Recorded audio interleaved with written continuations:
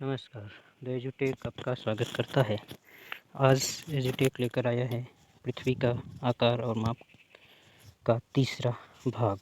इसके अंतर्गत पृथ्वी के आकार संबंधी अवधारणाएं और पृथ्वी के आकार के लिए नामावली 2 विषय शामिल हैं। आप इस चैनल को सब्सक्राइब कीजिए, शेयर और लाइक कीजिए ताकि हम आगे इसी तरह नए वीडियो लाते रहें। तो आगे बढ़ते हैं एजुटेक के साथ। पृथ्वी के आकार संबंधी अवधारणाएं।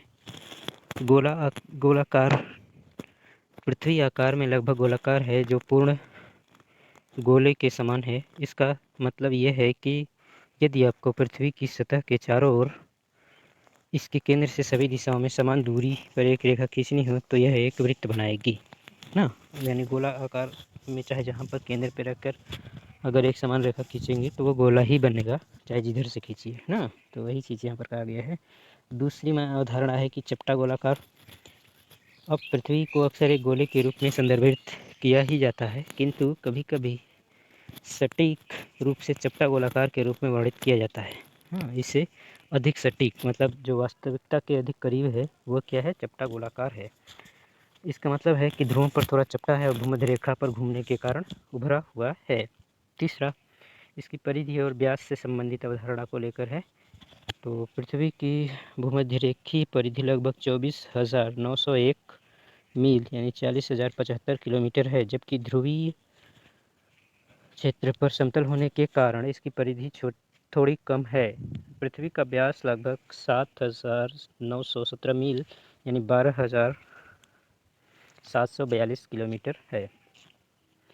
जियोडेसी एक वैज्ञानिक विषय है, अनुशासन है, एक पद्धति है जो पृथ्वी के आकार और आकार का अध्ययन करता है। पृथ्वी के आकार और आकार का ही अध्ययन करता है, आकार संबंधी अध्ययन का, चाहे जो भी आकार है उसका अध्ययन करता है। भूगणित विज्ञानी भूगणित से संबंधित जो पृथ्वी के से संबंधित गणित का सिद्धांत है लागू होता है, उससे संबंधित पृथ्वी के आकार और उसकी विविधताओं को समझने के लिए सटीक माप और गणितीय मॉडल का उपयोग करते हैं। जो भूगणित है उसके लिए जो सटीक मॉडल है प्रस्तुत किया जाता है, वो गणितीय मॉडल ही प्रयोग में लाया जाता है। फिर आगे है गुरुत्वाकर्षण और आकार। तो गुरुत्वाकर्षण, इस पृथ्वी का गुरुत्वाकर्षण क्षेत्र इसके आकार से निकटता से संबंधित है, अर्थात ग्रह के भीतर द्रव्यमान का वितरण विभिन्न स्थानों पर गुरुत्वाकर्षण की शक्ति से ही प्रभावित होता है। यही कारण है कि पृथ्वी के चपटे आकार के कारण ध्रुवों पर गुरुत्वाकर्षण थोड़ा मजबूत होता है और भूमध्य रेखा पर कमज़ोर होता है। यानी अगर दूसरे ढंग से देखें तो इसी को उल्टा बोले तो ध्रुवों पर जो चपटापन है वो गुरुत्वाकर्षण बल के अधिकता के कारण है, और ध्रुवों पर भूमध्य रेखा पर जो चपटापन है, उभरापन है, वो गुरुत्वाकर्षण बल के कमी के कारण है। ठीक है ना। इस तरह से जियोइड एक परिकल्पनिक सतह है जो पृथ्वी के महासागरों और महासागर जो हैं पृथ्वी पर, उसके औसत के आधार पर व्यवस्थित करने के बाद ना प्रतिनिधित्व करता है। यदि वे गुरुत्वाकर्षण भिन्नताओं को ध्यान में रखते हुए, यानी जो गुरुत्वाकर्षण की भिन्नता है उसको ध्यान में रखते हुए पूरे ग्रह पर विस्तारित होता है, तो यह ऊंचाई मापने के लिए एक संदर्भ के रूप में कार्य करता है। जनरली हम लोग ऊंचाई मापने के लिए भी इसी का इस्तेमाल करते हैं, सी लेवल, मेन सी लेवल से, तो वही है। इसका उपयोग सर्वेक्षण और नेविगेशन में भी किया जाता है। यानी जो ये जियोइड का रूप है, ये समुद्र स्तर सतह को नापकर अगर, तो इसी के आधार पर पूरे जो नेविगेशन है उसमें इस्तेमाल होता है। ऐतिहासिक परिप्रेक्ष्य में ये है कि प्राचीन यूनान एक प्रस्ताव देने वाले पहले, यानी ये इस तरीके का प्रस्ताव देने वाले पहले लोग थे कि पृथ्वी गोली है, यानी पृथ्वी गोलाकार है, और इस अवधारणा को चंद्र ग्रहण के दौरान चंद्रमा पर पृथ्वी की छाया की वक्रता जैसे अवलोकनों द्वारा भी समर्थन मिला। अंतरिक्ष अन्वेषण बाद में किया गया, तो उसके उपग्रहों और अंतरिक्ष स्टेशन जैसे अंतरिक्ष मिशन के अवलोकन से पृथ्वी को गोलाकार स्पष्ट अवधारणा मिली। तो कुछ जो शब्द हैं पृथ्वी के आकार से संबंधित विभिन्न नामावली, तो ये सब कुछ जो भी यहाँ पर प्रस्तुत है इसके आगे, ये है सारा कुछ विकिपीडिया से लिया गया है। तो विकिपीडिया के अनुसार जियो पृथ्वी के गुरुत्वाकर्षण क्षेत्र का त्रिआयामी प्रतिनिधित्व है। गुरुत्वाकर्षण क्षेत्र का जो है उसका त्रिआयाम, थ्री डायमेंशन का प्रतिनिधित्व करता है, यानी इसमें लंबाई, चौड़ाई, ऊंचाई तीनों शामिल है। यदि पृथ्वी स्थिर होती तो वैश्विक महासागर से ढकी होती, तो पृथ्वी स्थिर होती और वैश्विक महासागर से ढकी होती तो यह पृथ्वी की सतह के आकार का प्रतिनिधित्व होता। ठीक है, अगर एक महासागर होता पूरा पृथ्वी उसी का बनी होती तो यह एक क्या होता, पृथ्वी सतह का आकार का प्रतिनिधित्व करता, जो केवल गुरुत्वाकर्षण और पृथ्वी के घूर्णन से प्रभावित होता। लेकिन जियोइड एक पूर्ण क्षेत्र नहीं है। ठीक है, इसमें पहाड़ों और समुद्री खाइयों जैसे द्रव्यमान वितरण में अंतर उत्पन्न हो जाता है। इस समय क्या होता है कि जैसे पर्वत है और समुद्री खाई है तो इसमें क्या होगा, वहाँ पर द्रव्यमान थोड़ा सा अंतर पाया जाएगा, जिससे पृथ्वी के गुरुत्वाकर्षण में भी भिन्नता होगी और एक सरल ज्यामितीय आकार से अनियमितताएं आ जाती है ना। जहाँ पर गहरा होगा वो क्या होगा, वो नीचे चला जाएगा और जहाँ उभरा होगा वो ऊपर चला जाएगा। तो ये सरल वृत्तीय अगर हम गति करें तो उसमें अनियमितता मिल जाएगी, वो एक समान नहीं रहेगा। यह जियोइड कुछ उद्देश्यों के लिए सटीक संदर्भ बनाता है, यानी सतह जो कुछ उद्देश्य होते हैं जिसको जियोइड के आधार पर ही व्यवस्थित किया जाता है। ठीक है, का निर्धारण करना इसका मुख्य काम है। तो ये है, देखिए अगर पूरा होता तो ऐसे होता, ऊपर वाला ये जो हम पर ये वाला पूरा अगर एक महासागर होता, लेकिन वास्तविकता कुछ ऐसी है। ये वाला नीचे वाला जो है यहाँ पर वास्तविकता क्या है, देखिए पहाड़ी गर्त ये है। ठीक, आगे बढ़ते हैं। त्रिअक्षी त्रिअक्षी ये भी विकिपीडिया के अनुसार ही है। भूमध्य रेखीय विलक्षणता, यानी भूमध्य रेखा पर जो उभरापन है उसको ही यहाँ पर लिया गया है। को एक वृत्त के बजाय एक दीर्घ वृत्त के रूप में, ये यहाँ पर देखिए ना, इसे कुछ ये वाला पूरा क्षेत्र दीर्घ वृत्त के रूप में लिया गया। और त्रिअक्षी है, जो एक त्रिअक्षी यानी 3 डायमेंशन है, त्रिअक्षी है, ये कहने का मतलब है। यह मान्यता वर्षों से वैज्ञानिक अनुसंधान का विषय भी रही है। आधुनिक तकनीकी विकास और डेटा संग्रह के बेहतर तरीकों के फलस्वरूप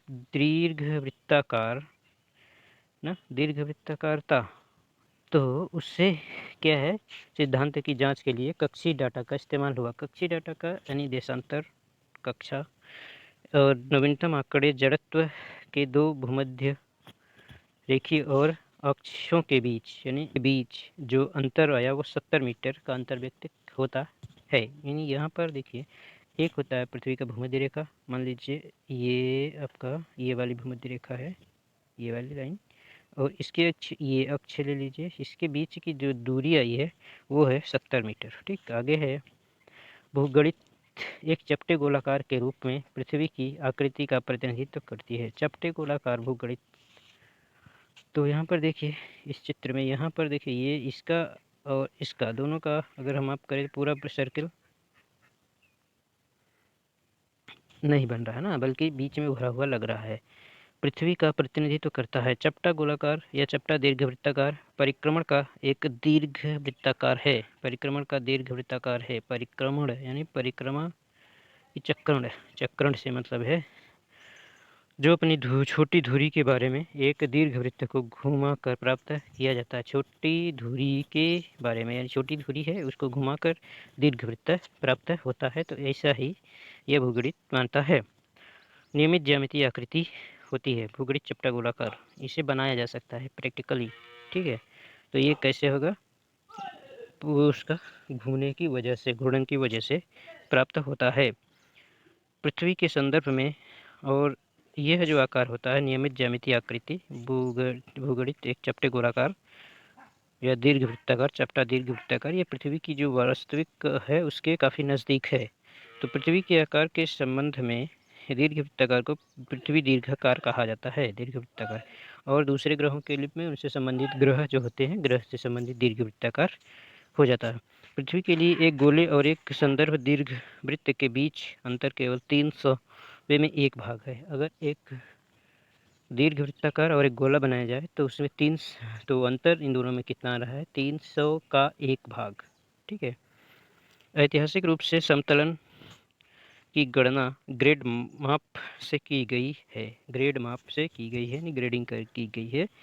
आजकल जियोडेटिक नेटवर्क और सैटेलाइट जियोडेसी का उपयोग किया जाता है इसी को मापने के लिए। ठीक, यानी इसका आकार दीर्घवृत्ताकार है। पहले इसका क्या किया गया, जैसे इसमें ग्रेड किया गया, ठीक है ना, सबसे गहरे सबसे ऊंचे हल्के, इसी तरीके से यहाँ पर सबसे ऊंचा भाग 6000 5000 6318 81, तो नीला वाले भागों को दिखाया गया है, गहरे वाले भागों को, और वैसे वैसे इसका रंग कम किया गया। तो इस तरीके से ग्रिड की जगह आज इस्तेमाल किया जाए जियोडिक नेटवर्क और सैटेलाइट जियोडेसी का इस्तेमाल होता है। आगे है नाशपाती के आकार की पृथ्वी का सिद्धांत सबसे पहले 1498 में कोलंबस के द्वारा दिया गया, जो उत्तरी तारे से संबंधित गलत गणना पर आधारित था। यानी उसकी गणना जो उत्तरी तारा ध्रुव तारा है उसकी गणना एक्चुअली कोलंबस ने गलत किया, इसलिए पृथ्वी को उन्होंने क्या मान लिया कि नाशपाती जैसी है। ठीक है। वर्तमान समय में वर्तमान कृत्रिम उपग्रहों द्वारा लंबी आवर्त कक्षा, ठीक है, आवर्त कक्षा यानी जहाँ पर से चक्कर लगाते हैं, विविधताओं के वितरण से स्पष्ट हुआ, यानी जो भी यह सिद्धांत है वह उसके दीर्घवृत्ताकार की लंबी आवर्ती कक्षा के बाद यह स्पष्ट होता है, जिसके तहत दक्षिणी ध्रुव पर अवसाद और उसी डिग्री के उत्तरी ध्रुव पर उभार है। यानी दक्षिणी ध्रुव का जो मान लीजिए 60 डिग्री का है अक्षांश, उस पर क्या है, गर्त है, अवसाद है, डिप्रेशन है, और उसी का एक उत्तरी ध्रुव में यानी 60 डिग्री नॉर्थ पर क्या है, उभार पाया जाता है।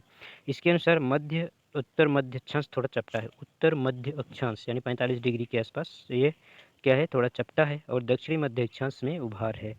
तो इस तरीके से क्या हुआ, ये एक अनियमित आकार ले लेता है ना, जहाँ एक जगह पर ये चपटा है, नीचे वाले भाग में 60 डिग्री के आसपास चपटा हो गया, 45 डिग्री के आसपास उभर गया, फिर ऊपर में यही चीज़ उल्टा हो गया ना, तो एक आकार क्या बन गया, नाशपाती जैसा हो गया। और इसके दक्षिणी मध्य अक्षांश में उभार है। तो 1958 के यूएस वैनगार्ड एक उपग्रह स्पष्ट करता है कि दक्षिणी भूमध्य रेखीय उभार उत्तर की तुलना में अधिक है। दक्षिणी भूमध्य रेखीय उभार यानी दक्षिण का जो भूमध्य रेखा के पास उभार हुआ है वो कैसा है, एक तो एंडीज मान लीजिए होगा, फिर इधर इसके बाद ऑस्ट्रेलियन वाला क्षेत्र में आ जाएगा। तो ये कुल मिला के उभार जो है उत्तर में पाए जाने वाले उभार से अधिक है। तो ठीक है, आज के लिए हम इतना ही करते हैं, आगे हम फिर मिलते हैं आप लोगों के साथ में एक नए वीडियो इसकी माप।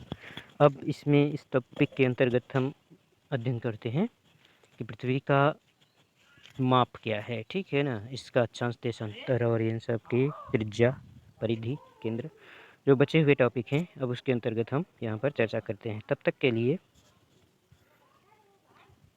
आप हमें अनुमति दीजिए। धन्यवाद।